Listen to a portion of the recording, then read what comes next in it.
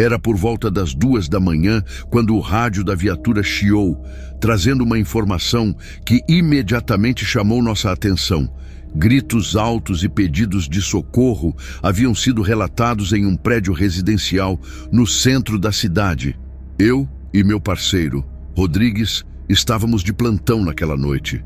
Era uma daquelas madrugadas monótonas, onde o silêncio parece mais pesado do que o normal, até que algo quebra essa calmaria. O endereço ficava em um prédio antigo, com fachadas gastas pelo tempo, em uma rua que parecia deserta. A mulher que fez o chamado era uma vizinha que morava no andar de baixo. Ela dizia que os gritos eram altos e desesperados, mas tinham cessado repentinamente. Segundo ela, não havia mais nenhum som vindo do apartamento. Quando desliguei o rádio, olhei para Rodrigues e ele respondeu com um simples aceno de cabeça. Algo naquele chamado parecia errado, mas era difícil dizer o quê. Chegamos ao local em menos de 10 minutos. A rua estava deserta, exceto pela senhora que nos esperava no portão do prédio, ainda com o telefone na mão. O olhar dela transmitia um misto de medo e urgência. Ela apontou rapidamente para o 3º andar e, sem dizer muito, garantiu que os gritos vinham de lá. O prédio estava estranhamente silencioso, exceto pelo som dos nossos passos ecoando pelo hall de entrada. Subimos as escadas com cuidado, os olhos atentos a qualquer movimento. Quando chegamos ao 3º andar, encontramos a porta do apartamento. Era uma porta comum de madeira, com uma fechadura simples e sem sinais de arrombamento. Mas o detalhe que chamou nossa atenção foi o trinco por dentro. Mesmo forçando levemente, estava claro que a porta estava trancada. Rodrigues bateu algumas vezes, chamando por alguém lá dentro. "Polícia, abra a porta!" Ele repetiu a frase 3 vezes, mas o silêncio do outro lado era absoluto. Era um contraste estranho com os relatos de gritos desesperados de minutos atrás. Decidimos tentar olhar pela fresta da janela ao lado do corredor, mas as cortinas estavam fechadas. A única coisa que conseguimos ver foi um pequeno feixe de luz escapando por baixo da porta. A essa altura, já sabíamos que precisaríamos de ajuda para entrar. Ligamos para o síndico do prédio, que apareceu alguns minutos depois, visivelmente irritado por ser acordado no meio da madrugada. Ele nos entregou as chaves com relutância, murmurando algo sobre o inquilino ser um homem discreto e nunca causar problemas. Quando finalmente destrancamos a porta, estávamos prestes a nos deparar com algo que nenhum de nós esperava. Enquanto destrancávamos a porta, o síndico continuava falando. Ele parecia desconfortável, como se soubesse de algo que não queria compartilhar. "Olha, esse rapaz que mora aqui, ele é bem na dele, sabe? Nunca deu trabalho, mas não é muito de socializar", disse ele, enquanto olhava para trás, como se esperasse ver alguém no corredor vazio. O som da chave girando na fechadura ecoou no ambiente silencioso. Quando empurramos a porta, o cheiro metálico de sangue tomou conta do ar. O síndico deu um passo para trás imediatamente, deixando claro que não pretendia colocar os pés lá dentro. O que vimos ao entrar foi perturbador. O apartamento estava vazio, mas parecia que havia sido palco de uma luta violenta. Os móveis estavam fora do lugar, algumas cadeiras viradas no chão, e havia manchas de sangue espalhadas em pequenas poças pelo chão da sala. A única coisa intacta era a mesa no centro do cômodo, com um celular vibrando sobre ela. O aparelho estava tocando insistentemente, mas ninguém atendia. O som do toque parecia encher o ambiente vazio, aumentando a sensação de desconforto. Assim que cruzamos a porta, fomos tomados por uma sensação quase sufocante de vazio. O silêncio no interior do apartamento era absoluto, mas carregado, como se as paredes tivessem testemunhado algo que não queriam revelar. Meus olhos percorreram cada detalhe daquele espaço desarrumado. O sofá estava empurrado contra a parede, almofadas espalhadas pelo chão. Próximo à cozinha, uma cadeira caída parecia ter sido derrubada com força, enquanto um abajur quebrado jazia no canto. O cenário era de caos, Mas o que mais chamava a atenção eram as manchas de sangue. Elas começavam na sala e seguiam em pequenos respingos pelo corredor que levava aos quartos. Não era uma quantidade absurda, mas o suficiente para deixar claro que algo violento havia acontecido ali. O cheiro de ferro pairava no ar, deixando a cena ainda mais angustiante. Cada passo que dávamos parecia amplificar o desconforto. O lugar não era apenas vazio, parecia errado. Rodrigues apontou para o celular sobre a mesa, que ainda vibrava. Era um modelo simples, nada sofisticado, mas aquele som constante cortava o silêncio como uma navalha. Decidimos não tocá-lo de imediato, preferindo explorar o restante do apartamento. Enquanto caminhávamos pelo corredor, o rangido do assoalho era a única coisa que quebrava o silêncio. Ao chegar ao quarto, encontramos a cama desfeita, lençóis jogados no chão, mas nenhuma pista concreta de quem estava ali ou para onde tinha ido. O banheiro estava igualmente vazio, o espelho embaçado, como se alguém tivesse tomado banho recentemente. No entanto, não havia ninguém. De volta à sala, decidimos examinar o celular. Rodrigues pegou o aparelho com cuidado, como se esperasse que aquilo fosse explodir em suas mãos. O visor mostrava uma chamada recebida. Mãe. O nome estava salvo no contato, e a ligação parecia ser a 10ª tentativa dela naquela noite. Meu parceiro hesitou por um momento, mas finalmente atendeu. Alô? Aqui é a polícia, quem fala? Do outro lado, uma voz feminina respondeu, trêmula e desesperada. Ela queria saber o que estava acontecendo com seu filho, Daniel, o inquilino do apartamento. Segundo ela, ele costumava ligar todos os dias à noite. Mas naquela noite, as tentativas dela só resultaram em toques intermináveis. Quando expliquei que não havia ninguém no apartamento e que encontramos sinais de uma possível luta, a voz dela ficou ainda mais desesperada. Ela pediu para ir até o local imediatamente, mas antes que eu pudesse dar qualquer orientação, a ligação caiu. Rodrigues e eu nos entreolhamos, ambos sentindo o peso da situação. A mãe parecia genuinamente preocupada, mas não tínhamos nada concreto para lhe dizer. O celular ainda mostrava outras notificações, mensagens não lidas de amigos e ligações perdidas. Algumas das mensagens eram intrigantes, mencionando algo sobre ouvir vozes e sentir-se observado. Começamos a suspeitar que Daniel não estava apenas desaparecido, mas que talvez ele soubesse que algo estava prestes a acontecer. Enquanto esperávamos a chegada da mãe, decidimos conversar com alguns vizinhos. Era uma tentativa de reconstruir os últimos momentos de Daniel e entender o que poderia ter acontecido. O primeiro a falar foi um homem de meia idade que morava no apartamento ao lado. Ele disse que mal conhecia Daniel, mas confirmou ter ouvido os gritos naquela noite. Parecia uma discussão, mas não conseguia entender as palavras. Durou uns 2 minutos, depois ficou tudo em silêncio. A vizinha que havia chamado a polícia também nos deu mais detalhes. Segundo ela, Daniel era um rapaz reservado, quase nunca trazia visitas e passava a maior parte do tempo dentro do apartamento. Ela mencionou que nos últimos dias ele parecia mais inquieto. Eu via ele pelo corredor, parecia estar sempre olhando por cima do ombro. Perguntei se estava tudo bem e ele só disse que estava estressado com o trabalho. A mãe de Daniel chegou pouco depois, acompanhada do síndico.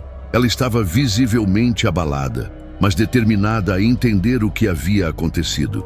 Enquanto examinava o apartamento, contou que o filho nunca mencionou problemas sérios, mas nos últimos dias havia comentado algo estranho. Dizia ouvir sons durante a madrugada, como passos vindos do teto, mesmo morando no último andar. Ela achou que era apenas paranoia, mas agora, à luz dos acontecimentos, tudo fazia sentido de uma maneira assustadora. Com as informações que havíamos coletado, tentamos montar um cenário que fizesse sentido. Daniel era descrito como alguém reservado, mas claramente vinha lidando com algo que o deixava inquieto.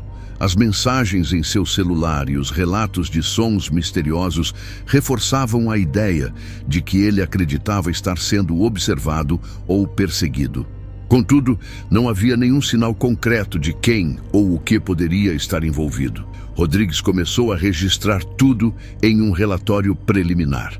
Descrevemos o estado do apartamento, as manchas de sangue, o celular tocando sem parar, os gritos ouvidos pelos vizinhos e a ausência total de pistas sobre o paradeiro de Daniel. Quanto mais anotávamos, mais parecia que as peças não se encaixavam. Era um mistério sufocante. Enquanto terminávamos, algo inesperado aconteceu. O celular de Daniel, que estava desligado desde a última chamada, começou a vibrar novamente. O visor mostrava um número desconhecido. Não hesitei e atendi, mas do outro lado havia apenas silêncio. Alô? Quem está falando? Perguntei enquanto olhava para Rodrigues. Depois de alguns segundos, o silêncio foi quebrado por um som estranho, quase imperceptível. Parecia uma respiração pesada. Antes que eu pudesse dizer qualquer coisa, a ligação caiu. No dia seguinte, o caso foi encaminhado para a equipe de investigações da delegacia.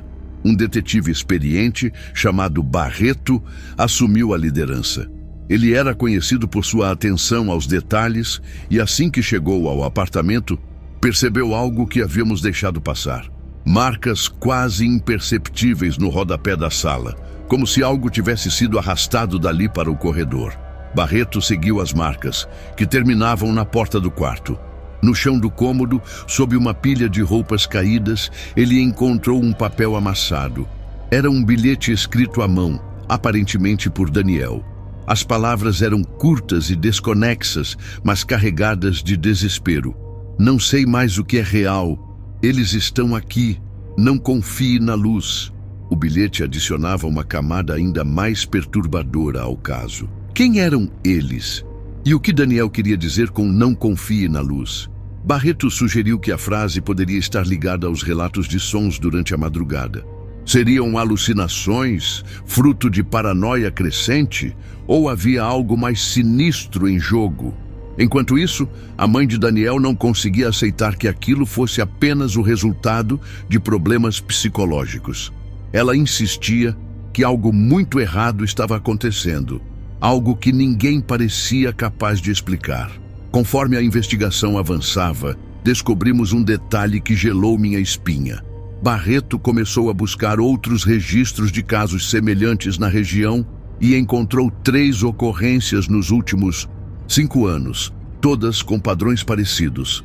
Pessoas desaparecidas em apartamentos trancados por dentro, gritos ouvidos antes do silêncio total e, em todos os casos, nenhum sinal claro de invasão. O detetive conseguiu localizar familiares das outras vítimas. Um deles, irmão de uma mulher desaparecida em circunstâncias quase idênticas, contou algo assustador. Ele mencionou que, dias antes de sua irmã desaparecer, ela também relatou ouvir sons estranhos à noite e sentir que havia algo ou alguém com ela no apartamento. Ela chegou a dizer que, ao apagar as luzes, tinha a sensação de estar sendo observada, como se os próprios cantos do quarto estivessem vivos. Essa descoberta lançou uma nova perspectiva sobre o caso de Daniel. Seria possível que ele fosse a mais recente vítima de algo maior, algo que ninguém conseguia explicar? Barreto, normalmente cético, parecia estar começando a considerar hipóteses menos convencionais. O padrão era inegável, mas as perguntas continuavam sem resposta. Quem ou o que estava por trás desses desaparecimentos? E mais importante, onde estava Daniel? Apesar de todos os esforços da polícia, o caso de Daniel continuou a se aprofundar em um labirinto de perguntas sem respostas. Barreto, normalmente impassível, admitiu que nunca havia enfrentado algo tão desconcertante.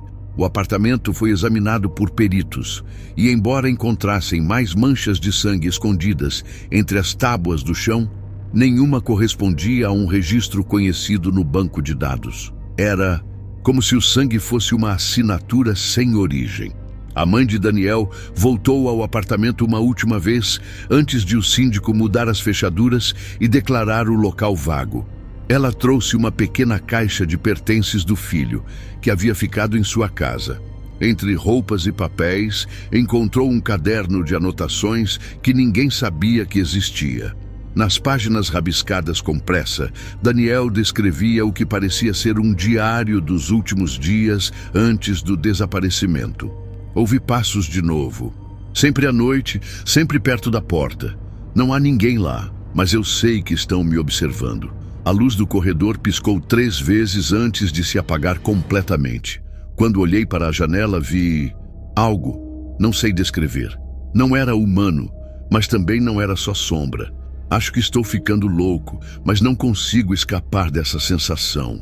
Eles querem algo, e eu não sei o quê.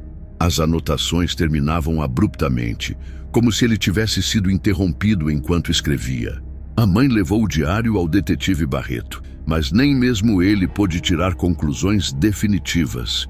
Para a polícia, Daniel se tornou apenas mais um nome na lista de desaparecidos, enquanto o caso permanecia oficialmente aberto. Ainda hoje, meses depois, quando passo por aquele prédio durante a patrulha, sinto um frio na espinha. A janela do apartamento, agora ocupada por outro inquilino, parece normal, mas algo dentro de mim diz que a história não terminou.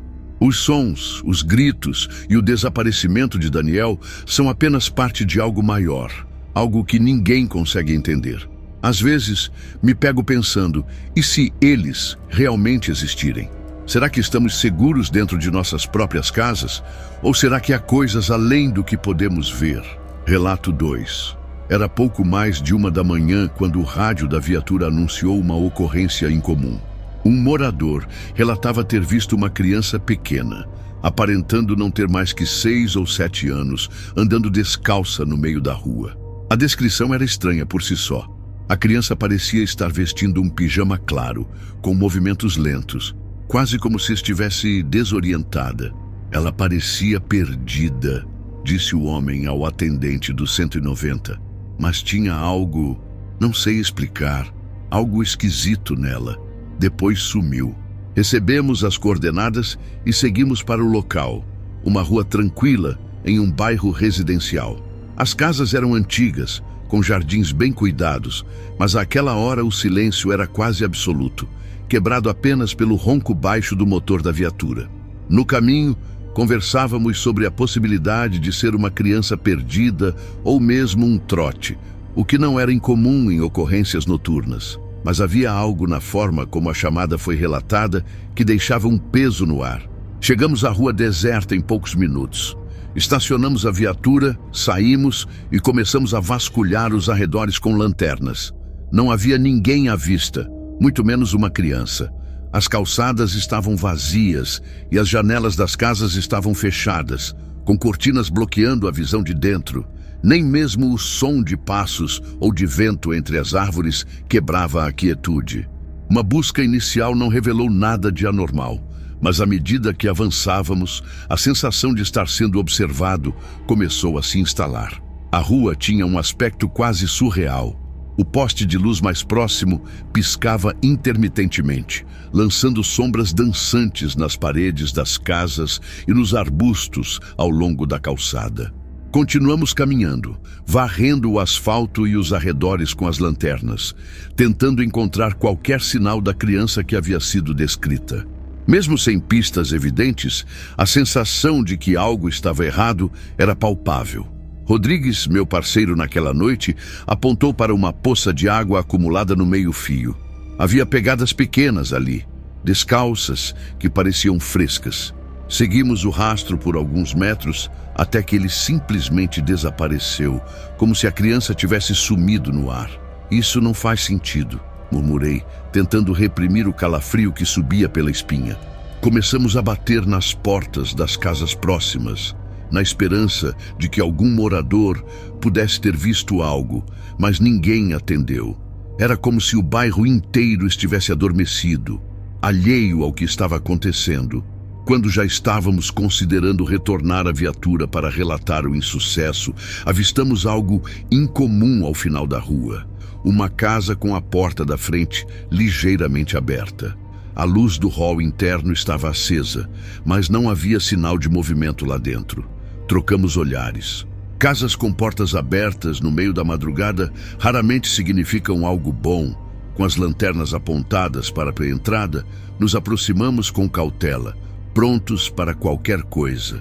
Parados diante da casa, ouvimos o som distante de algo que parecia arranhar o chão.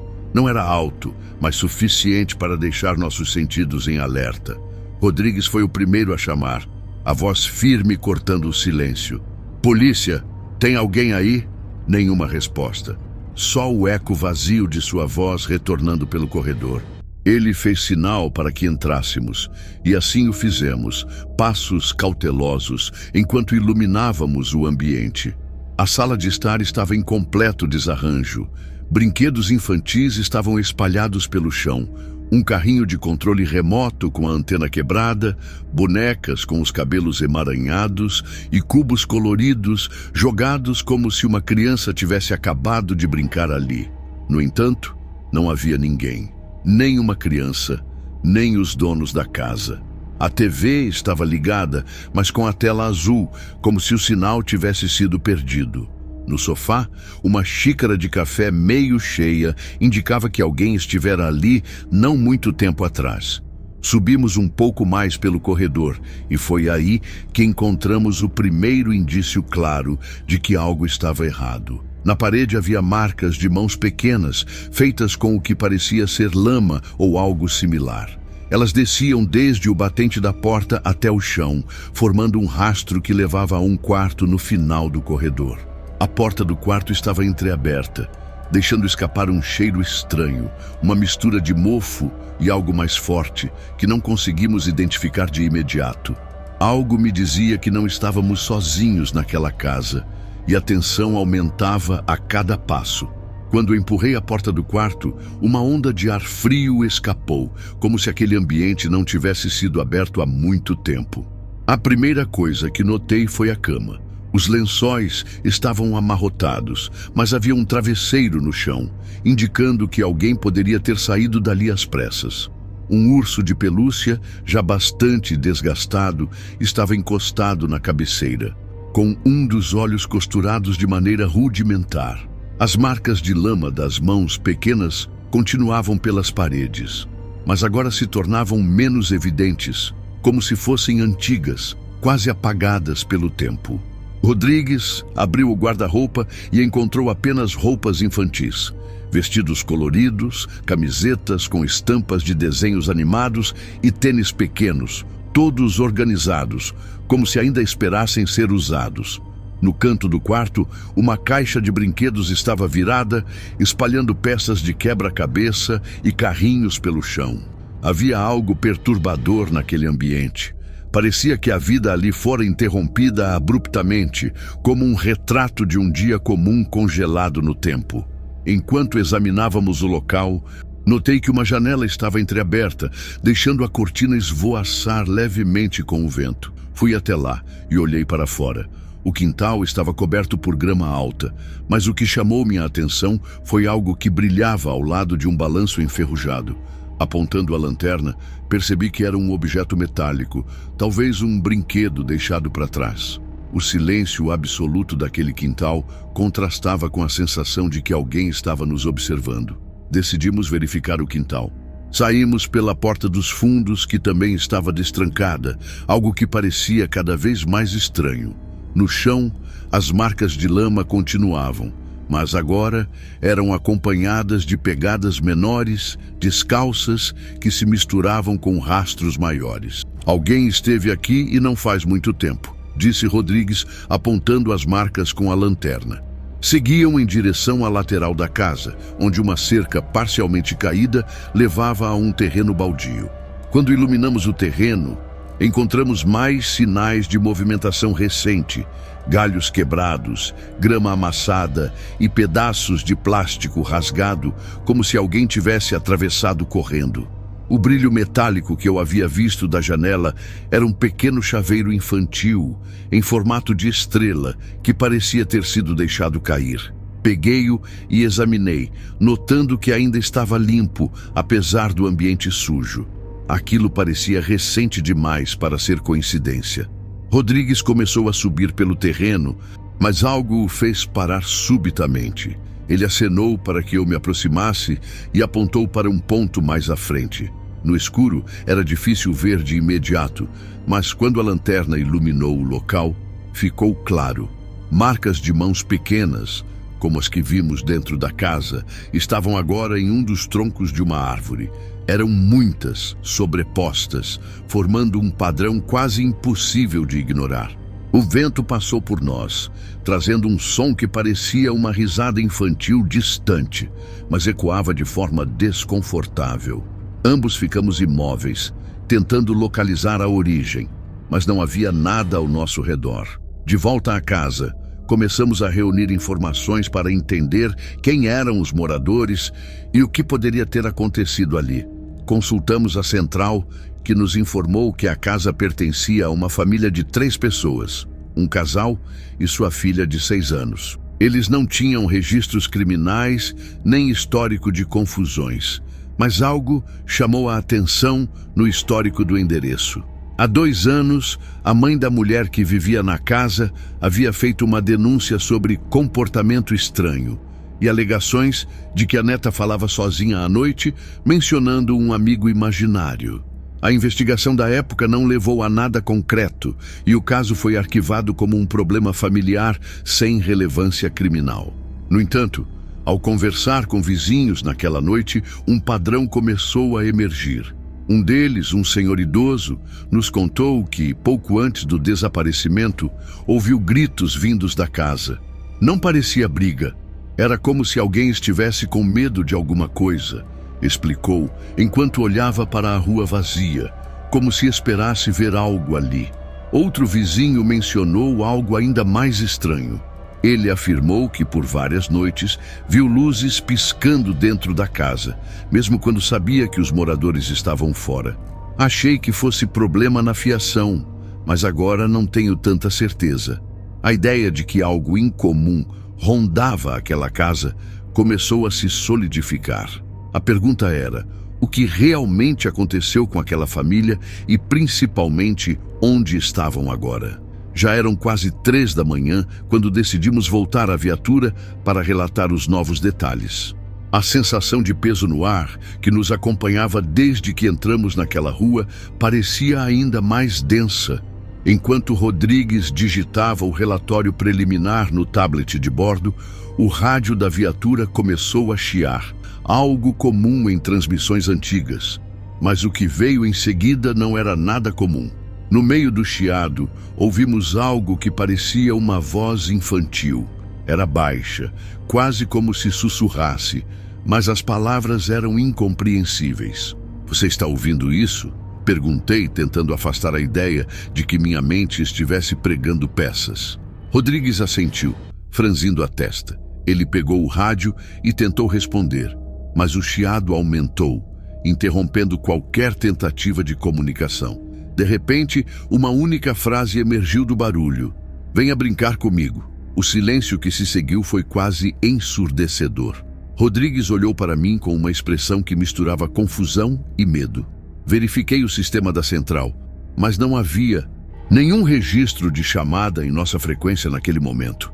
Pegamos nossas lanternas novamente e saímos da viatura, determinados a investigar se alguém nas redondezas poderia estar manipulando a frequência ou se era apenas uma interferência técnica. No entanto, quanto mais procurávamos, mais parecia que aquilo não tinha uma origem lógica. Algo no ambiente nos puxou de volta para a casa. Era como se aquela porta entreaberta e os brinquedos espalhados tivessem nos chamado, mesmo que silenciosamente. Ao cruzar a soleira mais uma vez, a sensação de desconforto se intensificou.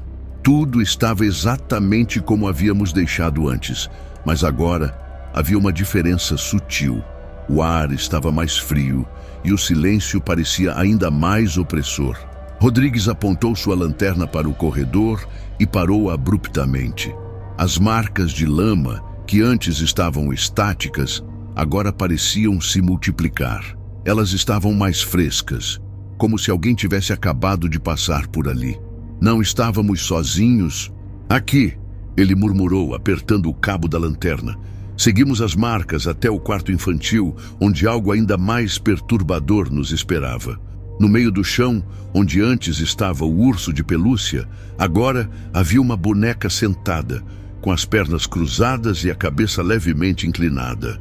Parecia que havia sido colocada ali de propósito.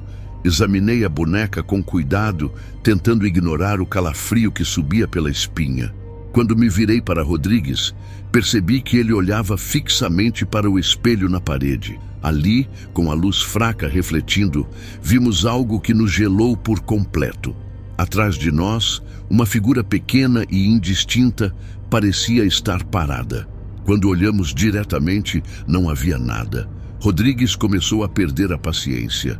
Ele era um homem pragmático que preferia lidar com fatos, mas nada naquela casa fazia sentido. Decidimos checar o porão, que até então não havíamos explorado. Encontramos a porta no canto da cozinha, parcialmente escondida por um móvel. Quando a abrimos, fomos recebidos por um cheiro pesado, uma mistura de terra úmida e algo mais forte, que lembrava ferro. Descemos com cuidado e logo nossas lanternas iluminaram o ambiente apertado e mal ventilado. O chão de terra batida tinha marcas profundas, como se alguém tivesse arrastado algo pesado recentemente. No canto mais distante, uma pequena pilha de brinquedos estava disposta de forma organizada, quase ritualística. Ursos de pelúcia, carrinhos e bonecas pareciam ter sido posicionados com propósito.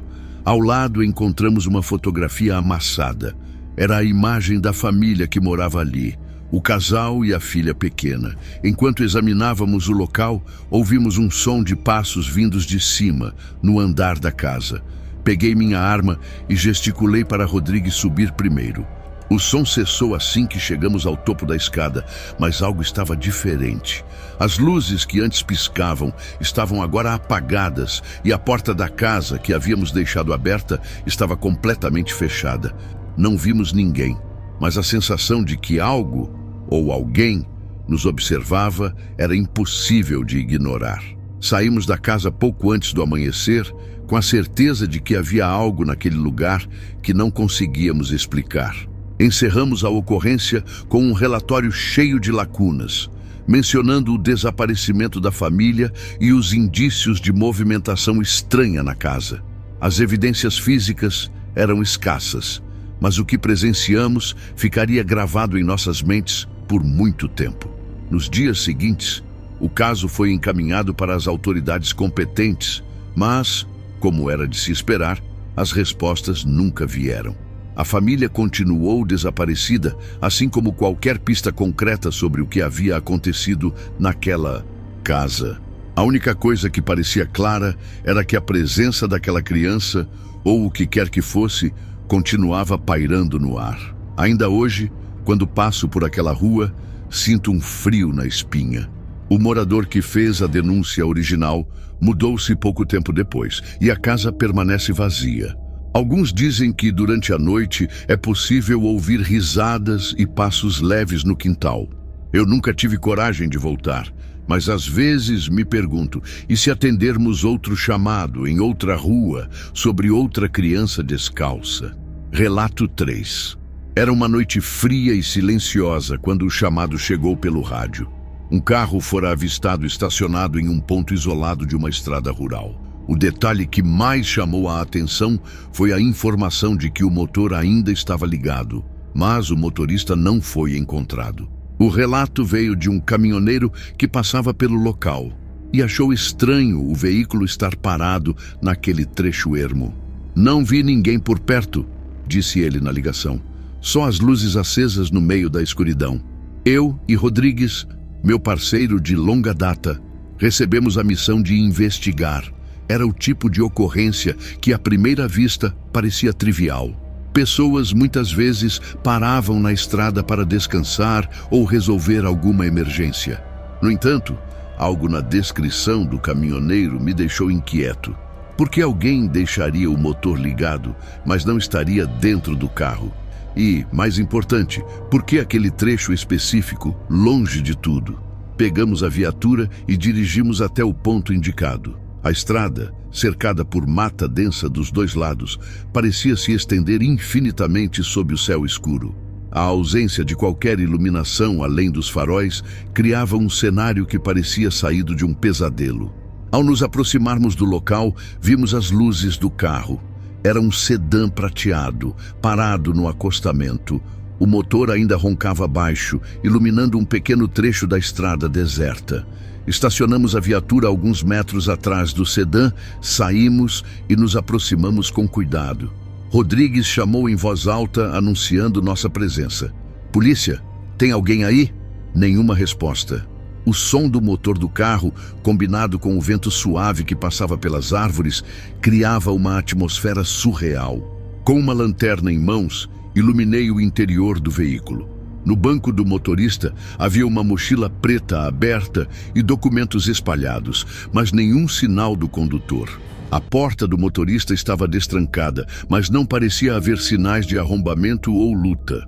O carro estava em ordem, sem manchas, sem vidros quebrados, nada que indicasse um crime evidente. No entanto, havia algo perturbador na cena. A mochila estava aberta de forma descuidada, como se alguém tivesse saído às pressas. Perto dela, uma carteira com documentos em nome de um homem chamado Carlos Henrique Santos. Verificamos os registros no sistema. Ele não tinha antecedentes criminais e parecia ser uma pessoa comum. Rodrigues pegou os papéis, enquanto eu investigava os arredores do veículo. O asfalto ao lado estava seco, mas a poucos metros na terra batida, notei algo peculiar: pegadas. Elas iam em direção à mata que margeava a estrada, desaparecendo na escuridão. Chamei Rodrigues e apontei para as marcas no chão. Ele me lançou um olhar sério, como se soubesse que aquilo seria o começo de algo que não entenderíamos. Antes de seguirmos as pegadas, voltamos nossa atenção ao que restava dentro do carro. A mochila continha itens comuns: uma garrafa d'água, um livro de bolso e um par de luvas. No porta-luvas, encontramos um celular desligado. Tentei ligá-lo, mas a bateria estava completamente descarregada. Isso eliminava a possibilidade de rastrear chamadas recentes ou mensagens que pudessem dar pistas sobre o paradeiro do motorista. Rodrigues encontrou mais um detalhe: um pequeno pedaço de papel amassado, enfiado entre o banco e o console. Era uma nota escrita à mão, com caligrafia apressada, que dizia apenas: "Eles estão me observando." O tom paranoico da mensagem não nos ajudava a entender o contexto, mas aumentava a sensação de que algo estava profundamente errado. Com as informações que tínhamos até então, só restava seguir o único rastro disponível: as pegadas na terra batida. Ligamos nossas lanternas e começamos a caminhar na direção indicada, atravessando a linha de árvores que marcava o início da mata. A escuridão era quase total, exceto pelos feixes de luz de nossas lanternas.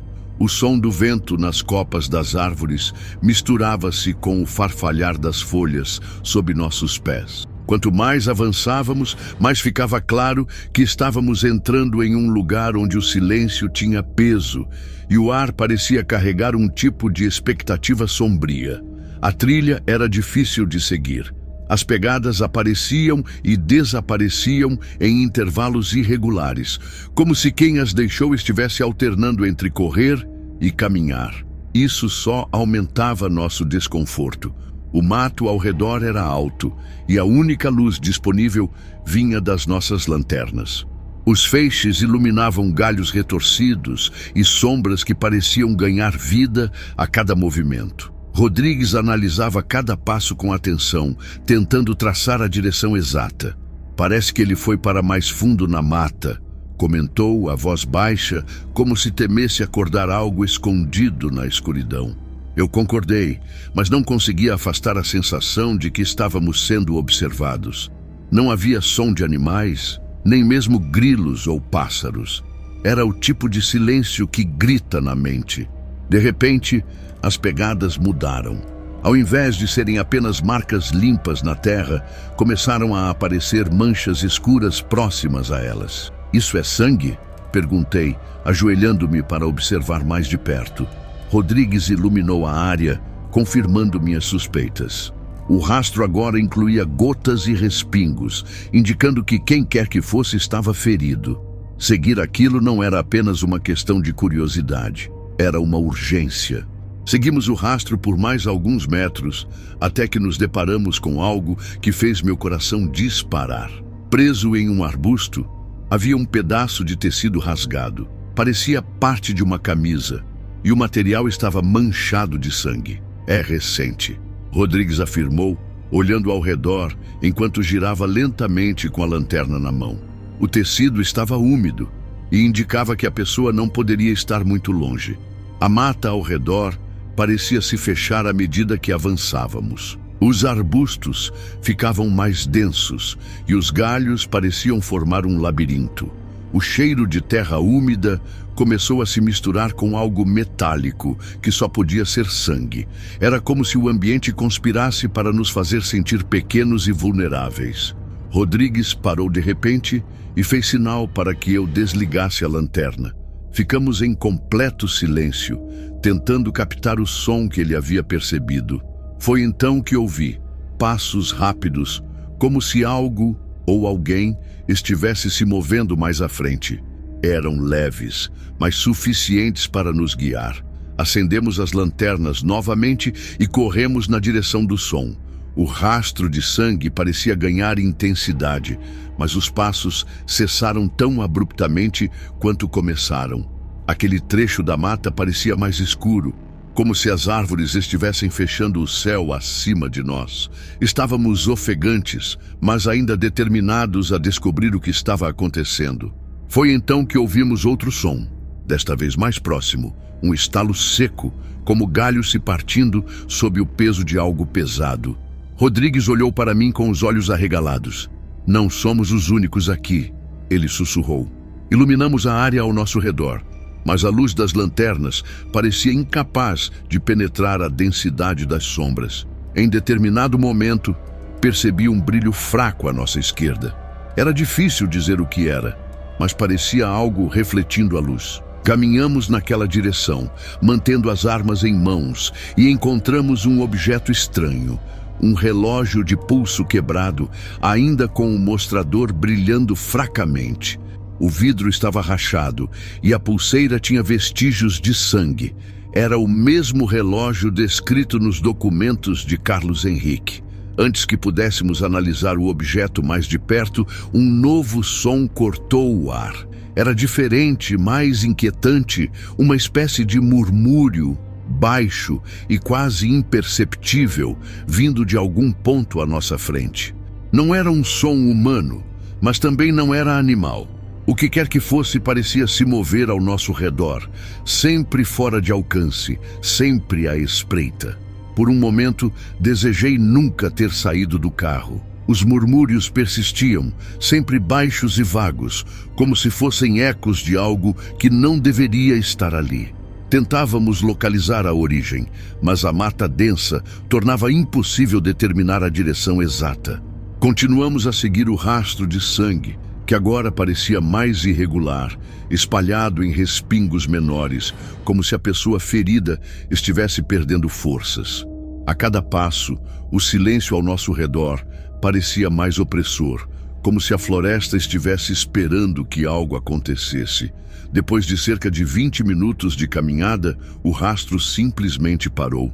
Estávamos em uma pequena clareira, onde a terra estava revirada, como se alguém tivesse caído ou lutado ali. Havia marcas de mãos na terra, profundas, como se alguém tivesse se arrastado, mas elas terminavam abruptamente, sem nenhuma indicação de para onde a pessoa poderia ter ido. "Isso não faz sentido", murmurei, enquanto Rodrigues examinava os arredores com a lanterna. Nenhum outro sinal foi encontrado. Nenhuma pegada, nenhum som, apenas o vazio. A clareira que deveria nos dar respostas parecia apenas aumentar o mistério. Decidimos voltar à viatura para chamar reforços, mas no fundo sabíamos que, mesmo com ajuda, dificilmente encontraríamos algo naquela vastidão escura. Era como se a floresta tivesse engolido o motorista, deixando apenas vestígios para confundir quem tentasse entender o que aconteceu. Enquanto voltávamos, tentamos reorganizar as informações e criar uma narrativa que fizesse sentido. A estrada, o carro abandonado, o sangue, os murmúrios, nada se encaixava. Quando chegamos à viatura e relatamos os acontecimentos à central, fomos surpreendidos por um detalhe inesperado. Um dos atendentes nos informou que aquela estrada, há muitos anos, já havia sido palco de incidentes estranhos. Não é a primeira vez que alguém desaparece por aí, disse o atendente, quase como um aviso. Ele contou sobre casos antigos de motoristas que relataram luzes misteriosas no céu, sons estranhos vindos da mata e, em alguns casos, pessoas desaparecidas sem deixar vestígios. Os relatos nunca levaram a nada conclusivo, mas sempre giravam em torno do mesmo trecho da estrada. Alguns moradores da região evitavam passar por ali à noite, dizendo que havia algo errado com aquele lugar. Embora cético, Rodrigues começou a demonstrar sinais de inquietação. E se estivermos lidando com algo que não conseguimos explicar? Ele perguntou enquanto olhava fixamente para o horizonte escuro da estrada. Eu não tinha resposta. Sabia apenas que aquela noite seria difícil de esquecer e que, independentemente da explicação, algo realmente fora do comum acontecia ali. Nos dias que se seguiram, a investigação continuou, mas as respostas permaneceram evasivas. O carro foi recolhido e analisado por peritos, que não encontraram nada além do que já havíamos visto. A mochila, os documentos, o bilhete e o rastro de sangue.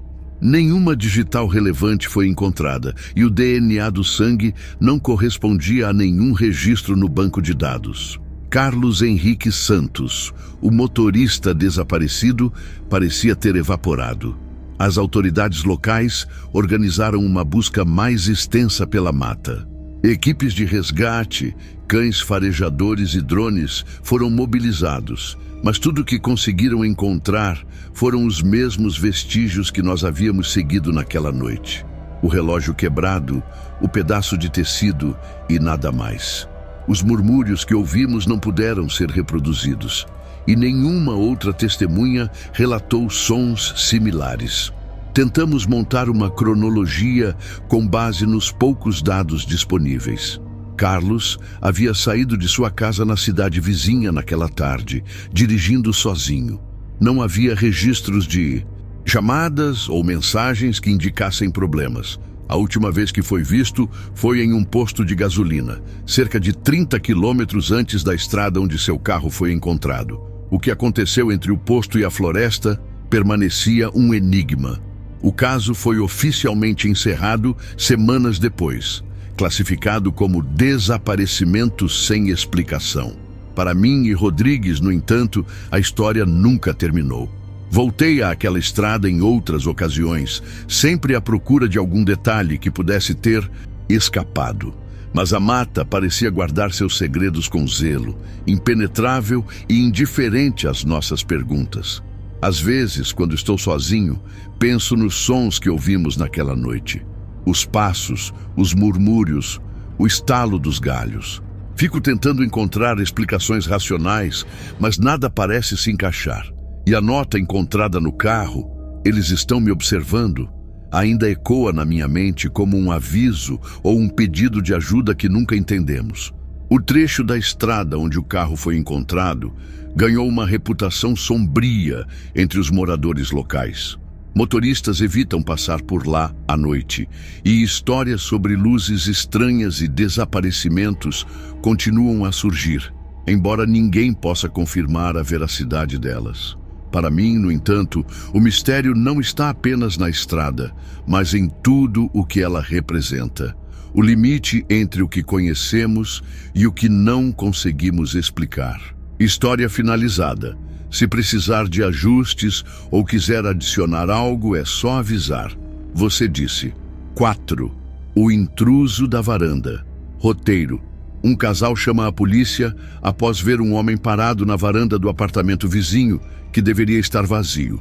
Quando os policiais chegam, o suspeito não está mais lá, porém encontram a porta da varanda destrancada e no interior do apartamento sinais de que alguém esteve dormindo ali recentemente. O que mais os assusta são fotos antigas espalhadas no chão, mostrando o casal que havia chamado a polícia sendo observado de longe. Relato 4. Era pouco depois das 2 da manhã quando a ligação chegou à central. A voz de uma mulher, tensa e hesitante, relatava algo que, à primeira audição, parecia um engano ou um caso simples de invasão. Há alguém na varanda do apartamento ao lado. Ele está parado, olhando para cá, disse, respirando rapidamente. Ao ser questionada, ela explicou que o apartamento estava vazio há meses, desde que os antigos moradores haviam se mudado. O tom dela era carregado de uma mistura de medo e confusão, e foi isso que nos fez levar o chamado a sério. Chegamos ao prédio em menos de 15 minutos. Era um edifício simples de 4 andares em um bairro residencial tranquilo. O casal nos esperava no hall de entrada. A mulher ainda parecia abalada, enquanto o marido, embora mais calmo, tinha o rosto tenso. Eles explicaram que estavam assistindo à TV quando perceberam o movimento na varanda do apartamento vizinho. Era um homem. Ele estava parado, só olhando para a nossa janela, disse o marido. Quando perguntei se ele havia tentado se comunicar com o suspeito, ele balançou a cabeça. Não, nós apagamos as luzes e ficamos observando. Depois de alguns minutos, ele simplesmente desapareceu. Subimos até o 3º andar, onde os 2 apartamentos ficavam lado a lado. A varanda era visível do corredor externo, e quando iluminamos com as lanternas, tudo parecia vazio. Mesmo assim, algo naquela cena me incomodava. O silêncio absoluto, a sensação de abandono. Batemos na porta do apartamento vazio e, como esperado, não houve resposta. Era hora de verificar mais de perto. Com a ajuda do síndico, conseguimos a chave para o apartamento vazio. Ele parecia desconfortável, como se não quisesse estar ali. Ninguém mora aqui há pelo menos 6 meses, explicou, enquanto destrancava a porta. Quando entramos, a primeira coisa que sentimos foi o cheiro. Não era o odor típico de um lugar fechado, mas algo mais agridoce, uma mistura de mofo e algo indefinível. A sala estava vazia, exceto por algumas caixas velhas e uma fina camada de poeira cobrindo o chão. Seguimos em direção à varanda, que permanecia com a porta de vidro fechada, mas destrancada. Empurrei a porta devagar, e o som do trilho enferrujado ecoou pelo ambiente. Saímos para a varanda e iluminamos os arredores. De lá, era fácil entender o relato do casal. A varanda deles ficava a poucos metros, separada apenas por uma divisória de concreto. Se alguém estivesse ali, teria uma visão clara do interior do apartamento vizinho. Rodrigues, meu parceiro, apontou para algo no canto da varanda. Uma bituca de cigarro ainda recente, com marcas de cinza espalhadas. Alguém esteve aqui há pouco tempo, ele murmurou. O ar parecia mais frio ali fora e a sensação de estar sendo observado era quase palpável. Tentamos encontrar algum sinal de que o intruso havia descido ou escalado a fachada, mas não havia marcas claras. A única coisa que sabíamos era que ele não estava mais ali, pelo menos não naquela varanda.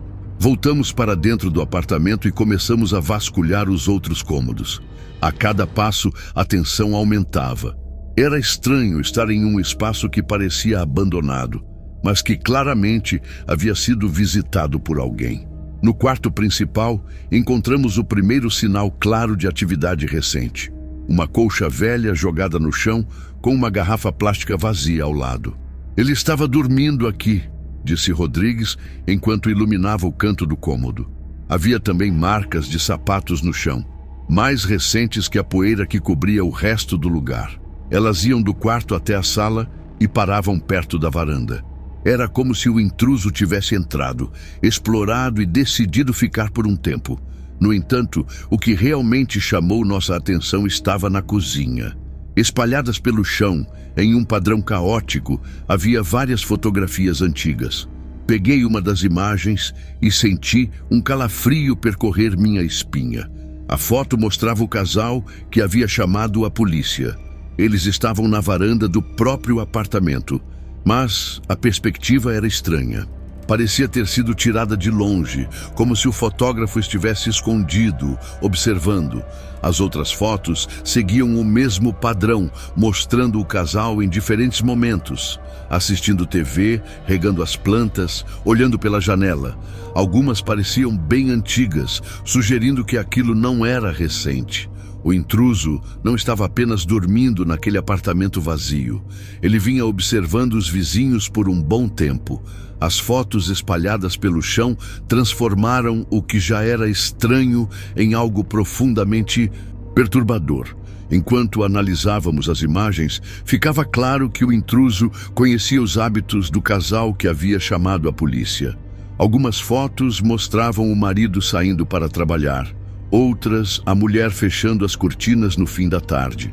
Eram momentos cotidianos, mas o ângulo das imagens, sempre tiradas de um lugar escondido, deixava claro que eles estavam sendo observados há muito tempo. Rodrigues encontrou mais vestígios no canto da cozinha, embalagens de comida amassadas e uma faca, pequena, aparentemente usada para abrir latas. O utensílio estava limpo, mas a ideia de que o intruso pudesse estar armado nos deixou em alerta. Voltamos ao quarto, onde a colcha jogada no chão parecia o centro da vida improvisada que havia ali. No entanto, não encontramos nada que sugerisse quem ele era ou por que estava ali. Enquanto procurávamos, um detalhe na sala chamou minha atenção. Perto da porta que dava para o corredor, havia arranhões no batente, como se alguém tivesse empurrado algo pesado para fora ou tentado abrir a porta à força. Isso me fez pensar, se ele tinha chaves, por que forçaria a porta? A possibilidade de o intruso estar entrando e saindo sem permissão, talvez até escalando a varanda, tornava tudo ainda mais inquietante.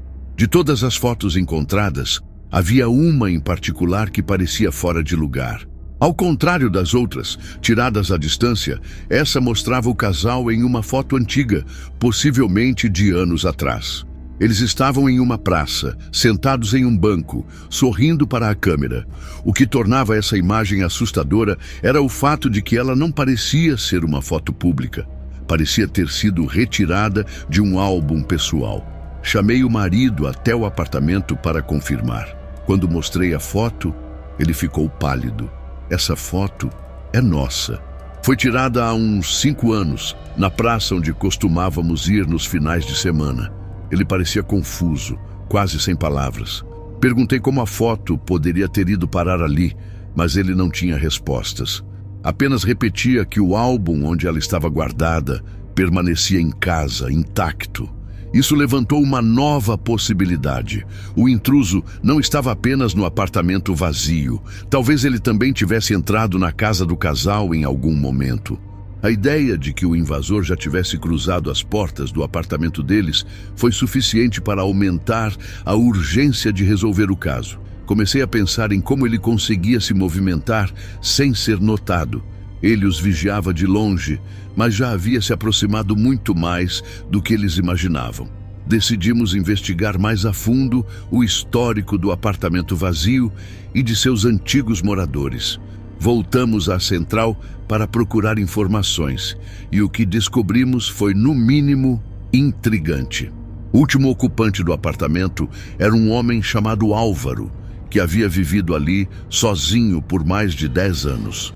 Ele era descrito como um sujeito reservado, quase recluso, e pouco socializava com os vizinhos.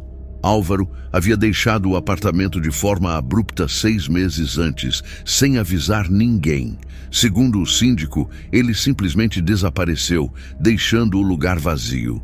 Não havia registros de onde ele foi ou se havia alugado outro imóvel. Algumas pessoas do prédio comentaram que ele tinha comportamentos estranhos, como passar horas na varanda, olhando fixamente para o prédio em frente. Uma moradora chegou a relatar que ele costumava fotografar coisas, mas ninguém sabia ao certo o que ou por quê. A ligação entre Álvaro e o intruso era impossível de ignorar. As fotos, a porta destrancada E o fato de o apartamento vazio ser usado como esconderijo sugeriam que ele poderia ter voltado. Mas por quê? O mais assustador era imaginar que Álvaro nunca tivesse realmente ido embora, apenas mudado o foco de sua obsessão. Ainda assim, não tínhamos certeza de que ele era o responsável. O que restava era esperar e vigiar, na esperança de pegar o intruso em flagrante. Mesmo sem respostas concretas, sabíamos que o intruso poderia voltar.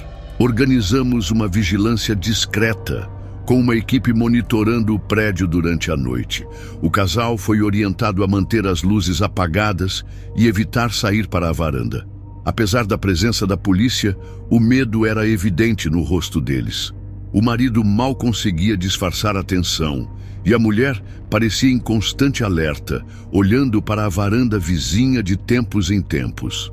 A madrugada transcorreu sem incidentes até por volta das 3 da manhã, quando um dos policiais de plantão notou algo. A luz de movimento do corredor externo do 3º andar se acendeu, mas nenhuma figura foi vista. Minutos depois, o som de passos leves foi ouvido vindo da direção do apartamento vazio. A equipe agiu rapidamente, mas quando chegaram ao local, não havia ninguém. A porta do apartamento permanecia trancada e a varanda estava vazia. No entanto, algo havia mudado. Sobre a divisória que separava as varandas, encontramos um pequeno objeto deixado de propósito, um porta-retratos com outra foto do casal.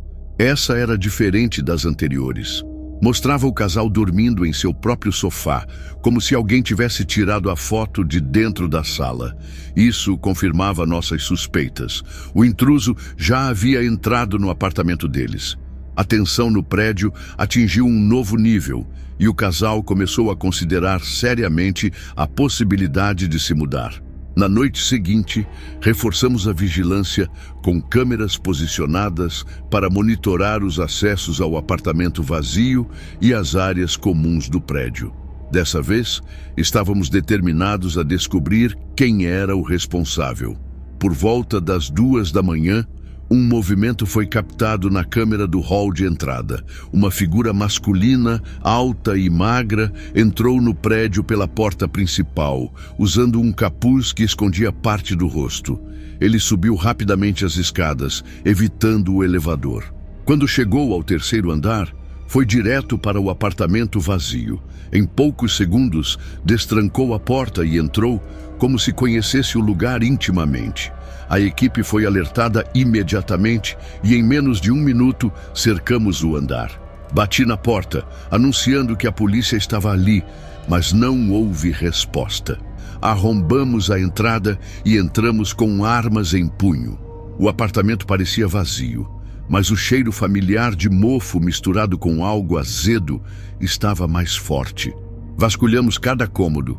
E no quarto, encontramos um esconderijo improvisado atrás de um armário, colchonetes, comida enlatada e uma câmera fotográfica com a lente apontada para a varanda do casal. No entanto, o intruso havia desaparecido mais uma vez, como se soubesse exatamente como evitar ser pego. A câmera encontrada no esconderijo continha dezenas de fotos.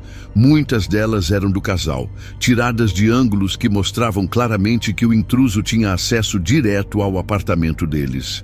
Mas o que nos deixou mais perplexos foram as imagens de outros moradores do prédio. Algumas fotos datavam de anos atrás e várias mostravam o mesmo padrão. Pessoas sendo observadas, tiradas de dentro do apartamento vazio. Entre as imagens, encontramos uma série específica que parecia diferente. Eram fotos antigas, em preto e branco, mostrando o prédio em sua construção. Em uma delas, havia um grupo de operários posando para a câmera, e no fundo, um homem com feições indistintas, usando um casaco que parecia muito similar ao do intruso captado pelas câmeras. Isso levantou uma nova e inquietante questão. Seria possível que o intruso estivesse ligado ao prédio desde sua origem? Rodrigues sugeriu que investigássemos os registros do prédio e a identidade de Álvaro, o antigo morador. Mas os documentos disponíveis eram escassos. Álvaro parecia quase um fantasma, sem histórico financeiro ou social consistente. Era como se ele tivesse surgido do nada, vivido ali por uma década e desaparecido sem deixar rastros, exceto pelas fotos. Apesar dos esforços para capturar o intruso, ele nunca foi encontrado. O casal, incapaz de lidar com a sensação de estar constantemente observado, decidiu se mudar poucas semanas depois. O apartamento vazio foi lacrado temporariamente, mas os relatos de movimentos estranhos continuaram a chegar, mesmo sem ninguém oficialmente residindo ali. A câmera e as fotos encontradas permanecem como as únicas evidências tangíveis do caso. Alguns acreditam que o intruso era Álvaro, o antigo morador, obcecado por observar a vida dos outros. Outros sugerem que era alguém diferente, alguém que talvez nunca tenha deixado o prédio desde sua construção. Para mim, o mistério vai além disso. A sensação de que o intruso sabia mais sobre suas vítimas do que deveria, como se tivesse acesso não apenas a seus apartamentos, mas às suas vidas, é o que me assusta mais. Até hoje, quando passo por aquele prédio durante a patrulha, sinto como se estivesse sendo observado.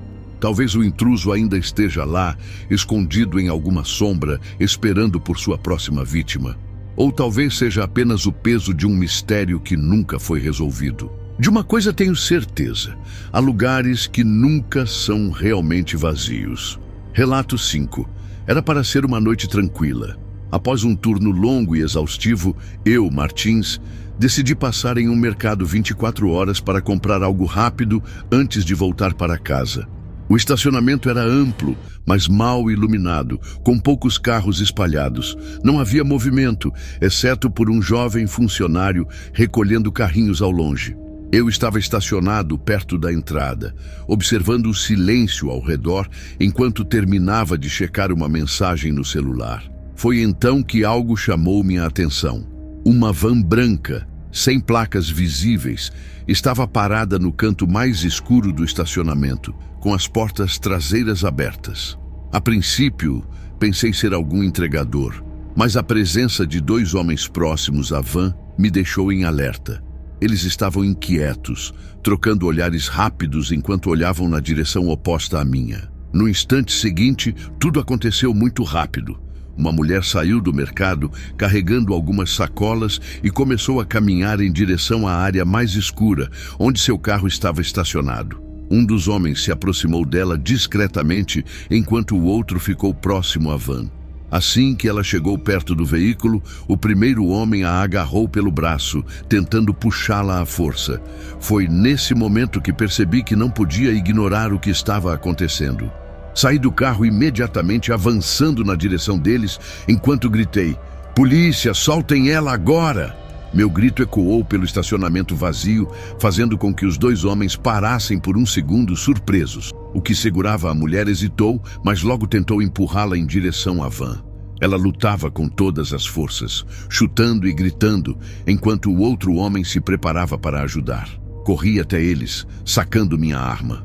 Ao me ver armado, o homem que estava perto da van deu 2 passos para trás, mas o outro ainda tentava controlar a mulher. Gritei novamente, desta vez apontando diretamente para ele: "Larga ela agora ou eu atiro!" Ele soltou a mulher abruptamente, jogando-a no chão, antes de correr em direção à van. A porta traseira foi fechada com um estrondo, e em poucos segundos o veículo deu partida, desaparecendo na saída do estacionamento. A mulher estava caída no chão, tremendo, mas parecia fisicamente ilesa. "Você está bem?" perguntei, abaixando-me para ajudá-la a se levantar.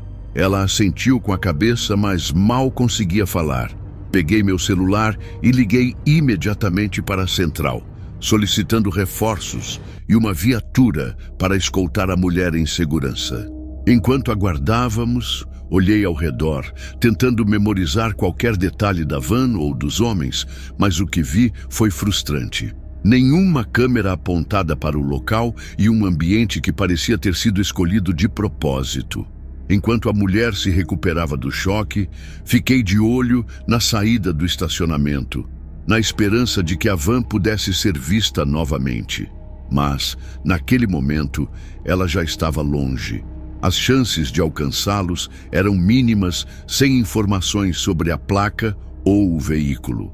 Reforcei a descrição dos sequestradores e da van ao relatar o ocorrido à central, mas a verdade era que tudo parecia planejado para evitar rastreamento. Poucos minutos depois, as viaturas chegaram. 2 colegas desceram rapidamente e começaram a organizar o local, afastando os poucos curiosos que haviam começado a aparecer. A mulher, embora abalada, conseguiu explicar o básico. Ela estava estacionando seu carro quando recebeu uma mensagem no celular que parecia ser de um conhecido, pedindo que ela se encontrasse com ele ali no estacionamento. Mas ao chegar, percebeu que havia algo errado. Conforme ela falava, percebi que não era um ataque aleatório. Aquilo havia sido meticulosamente planejado. A escolha do local, o horário e a forma como os sequestradores agiram mostravam que eles tinham estudado a rotina dela. Ao olhar para o rosto ainda assustado da mulher, ficou claro que aquele não era um simples caso de tentativa de roubo. Algo mais profundo e perturbador estava por trás daquele sequestro frustrado. A mulher, que se apresentou como Renata, mal conseguia ficar em pé. Sua respiração estava descompassada e as mãos tremiam tanto que foi necessário sentá-la no banco traseiro de uma das viaturas.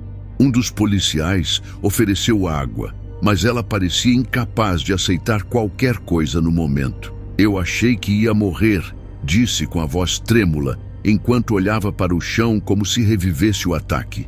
Enquanto tentava acalmá-la, fizemos algumas perguntas básicas para entender o que havia acontecido. Renata explicou que estava voltando para casa após o trabalho e decidiu passar no mercado porque havia recebido uma mensagem de um amigo pedindo para encontrá-la ali. Ele disse que precisava de ajuda, que estava sem bateria no celular e tinha perdido as chaves do carro, contou, ainda segurando o celular com força. Quando pedi para ver a mensagem, ela me mostrou a tela.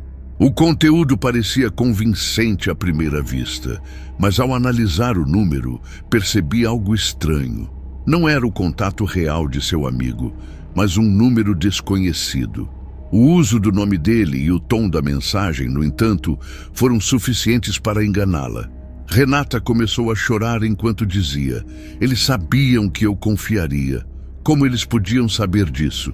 Era evidente que o sequestro não foi algo impulsivo, mas cuidadosamente planejado com base em informações pessoais. Ao analisar mais a fundo o celular de Renata, percebemos que a mensagem havia sido enviada de um número descartável, algo que dificultaria o rastreamento. Aparentemente, os sequestradores sabiam exatamente como se passar por alguém próximo a ela, o que só aumentava a gravidade da situação. Perguntei a Renata se havia mencionado sua rotina ou suas interações com o amigo em redes sociais, e ela ficou pensativa. Eu postei uma foto no trabalho mais cedo, marcando ele, porque ele comentou algo engraçado, disse, parecendo culpada ao perceber a conexão. A partir disso, ficou claro como os sequestradores tinham obtido a informação necessária para criar a armadilha. Era um caso clássico de engenharia social, onde pequenos detalhes compartilhados online foram usados contra ela de maneira calculada. Além disso, Renata mencionou que, nos últimos dias, havia recebido algumas mensagens estranhas de outros números desconhecidos, mas nunca deu muita importância. "Eu achava que eram só spam", explicou, ainda abalada. Esses detalhes reforçaram a ideia de que os sequestradores não estavam improvisando. Eles haviam montado um plano com base em observações e estratégias digitais. Enquanto Renata falava, as peças começaram a se encaixar. A escolha do estacionamento mal iluminado, o uso da mensagem falsa e a abordagem rápida indicavam que os sequestradores haviam estudado cada detalhe do comportamento dela. Ao revisar as câmeras de segurança do mercado, encontramos imagens limitadas, mas reveladoras. A van havia chegado cerca de 15 minutos antes de Renata. 2 homens desceram e ficaram aguardando nas proximidades, usando bonés para esconder parcialmente os rostos. A filmagem mostrava que eles observaram Renata desde o momento em que ela entrou no mercado, esperando a oportunidade perfeita para agir. O carro dela estava estrategicamente estacionado em um ponto menos visível, o que facilitou a abordagem. As gravações também mostraram que, logo após a tentativa frustrada de sequestro, a van saiu em alta velocidade, desviando de uma das câmeras externas. Eles conheciam o local e sabiam como evitar serem capturados nas imagens. A operação deles era quase profissional, o que indicava que provavelmente não era a primeira vez que agiam assim.